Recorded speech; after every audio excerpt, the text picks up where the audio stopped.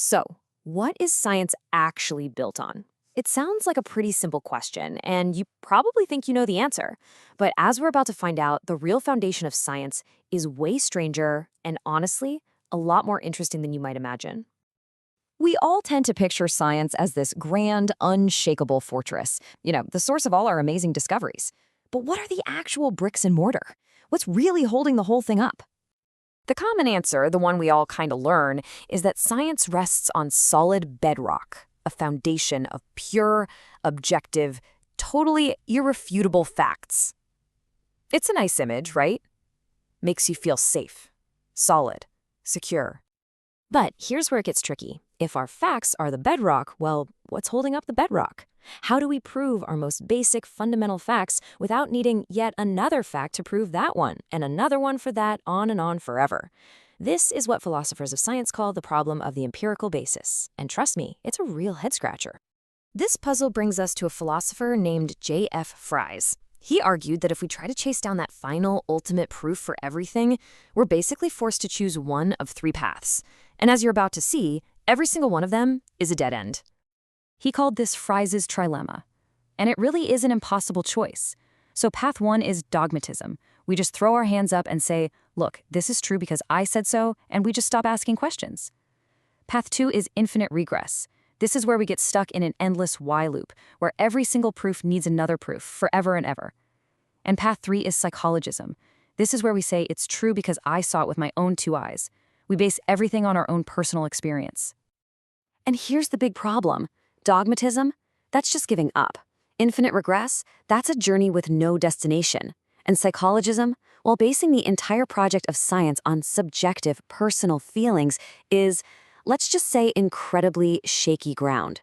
It really feels like we're completely and utterly stuck. But what if the problem isn't the paths? What if it's the destination? The huge breakthrough here comes when we stop trying to find a foundation of absolute proof, and instead we change the entire goal of what science is trying to do. And this slide really gets to the heart of it. On the left, you see the old goal, justification. It's all about trying to prove something is 100% true forever. But on the right, you see the new goal, convention. This is a total game changer. The aim isn't to prove anymore. It's to find statements that we can all agree are worth testing. Our experiences then don't prove a theory. They just give us a really good reason to start testing it together. And this brings us to the real hero of our story, the basic statement. These are really simple, singular statements of fact. Something like, the needle on this gauge is pointing to the number 5. And here is the absolute key. We accept these statements not because they're proven to be true, but because a whole community of scientists makes a decision, a convention, to accept them as a solid starting point for their tests. Okay, so now that we have this powerful new tool, this idea of science by agreement, let's go back to those 3 dead ends and see how this approach just brilliantly solves every single one of them. All right, first up, psychologism, the whole seeing is believing idea. The problem is pretty simple. A subjective feeling, no matter how certain you are in your gut, just can't count as a logical proof for somebody else. Now, the fix for this is so elegant. We don't just throw out our personal experiences, not at all. We just give them a different job description. My perception that a swan is white doesn't logically prove the statement, this swan is white. It just motivates me to propose that statement so that other scientists can go and test it too. The spark is psychological, but the process becomes logical and collaborative. So here's how that works in the real world. A personal feeling and intuition can totally be the spark for a scientific idea. But the statement itself, the thing that uses universal terms like glass or water, that has to be something that anyone, anywhere can test for themselves. Our private feelings are like the starting pistol, but the race itself has to be public and objective. Next on the list, that dreaded infinite regress. If every statement needs a proof, and every proof is just another statement, we're basically falling down a rabbit hole that has no bottom.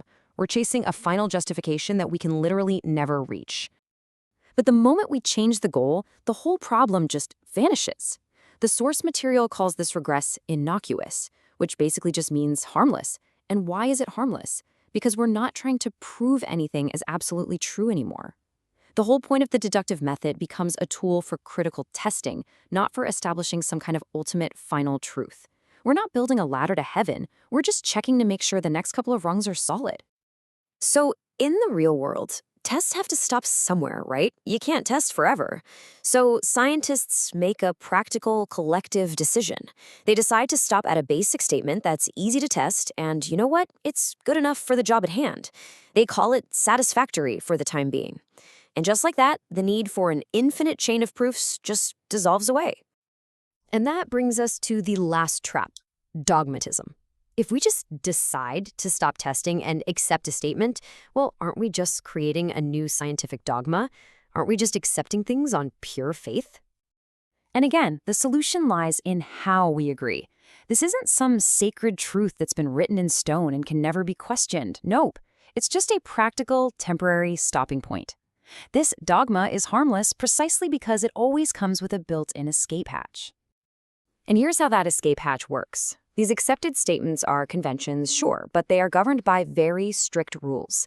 And the number one rule is this: they have to be testable by absolutely anyone. So if another scientist comes along and can't get the same result, or if new evidence pops up, that settled statement gets thrown right back into the ring for more testing. In real science, nothing is ever truly settled forever. So, with that whole trilemma solved, we finally arrive at a completely new and, frankly, a much more exciting picture of what science is actually built on. The stark conclusion, the big reveal, is this: that whole image we started with, the solid, secure bedrock, it's wrong. Science does not rest on solid bedrock. And this leads to one of the most powerful and famous metaphors in the philosophy of science. Science does not rest upon solid bedrock.